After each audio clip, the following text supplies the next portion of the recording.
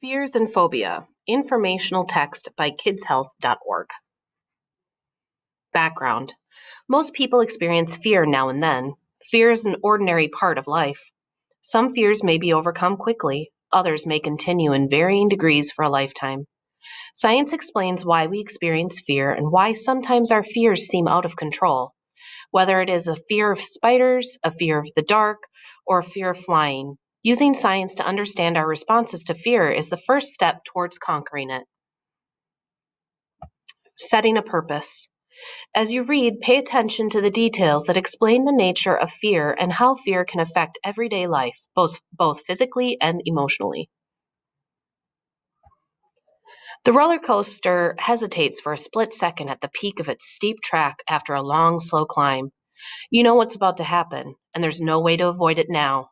It's time to hang on to the handrail, palms sweating, heart racing, and brace yourself for the wild ride down. What is fear? Fear is one of the most basic human emotions. It is programmed into the nervous system and works like an instinct. From the time we're infants, we are equipped with the survival instincts necessary to respond with fear when we sense danger or feel unsafe. Fear helps protect us. It makes us alert to danger and prepares us to deal with it. Feeling afraid is very natural and helpful in some situations. Fear can be like a warning, a signal that cautions us to be careful. Like all emotions, fear can be mild, medium, or intense, depending on the situation and the person. A feeling of fear can be brief, or it can last longer. How fear works. When we sense danger, the brain reacts instantly, sending signals that activate the nervous system. This causes physical responses such as a faster heartbeat, rapid breathing, and an increase in blood pressure. Blood pumps to muscle groups to prepare the body for physical action, such as running or fighting. Skin sweats to keep the body cool. Some people might notice sensations in the stomach, head, chest, legs, or hands. These physical sensations of fear can be mild or strong. This response is known as fight or flight because that is exactly what the body is preparing itself to do. Fight off the danger or run fast to get away.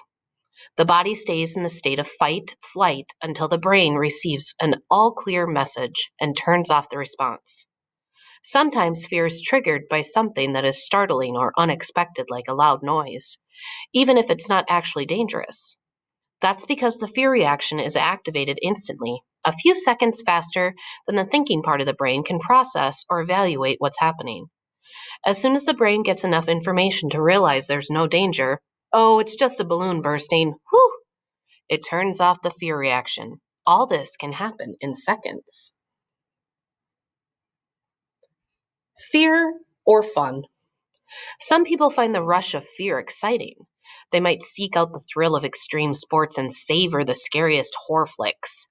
Others do not like the experience of feeling afraid or taking risks. During the scariest moments of a roller coaster ride, one person might think, I'll never get on this thing again. That's it, if I make it out alive. While another person thinks, this is awesome. As soon as it's over, I'm getting back on. Fears people have. Fear is the word we use to describe our emotional reaction to something that seems dangerous. But the word fear is used in another way too, to name something a person often feels afraid of. People fear things or situations that make them feel unsafe or unsure. For instance, someone who isn't a strong swimmer might have a fear of deep water. In this case, the fear is helpful because it cautions the person to stay safe. Someone could overcome this fear by learning how to swim safely. A fear can be healthy if it cautions a person to stay safe around something that could be dangerous. But sometimes a fear is unnecessary and causes more caution than the situation calls for. Many people have a fear of public speaking, whether it's giving a report in class, speaking at an assembly, or reciting lines in the school play. Speaking in front of others is one of the most common fears people have. People tend to avoid the situation or things they fear, but this doesn't help them overcome fear. In fact, it can be the reverse. Avoiding something scary reinforces a fear and keeps it strong. People can overcome unnecessary fears by giving themselves the chance to learn about and gradually get used to the thing or situation they're afraid of.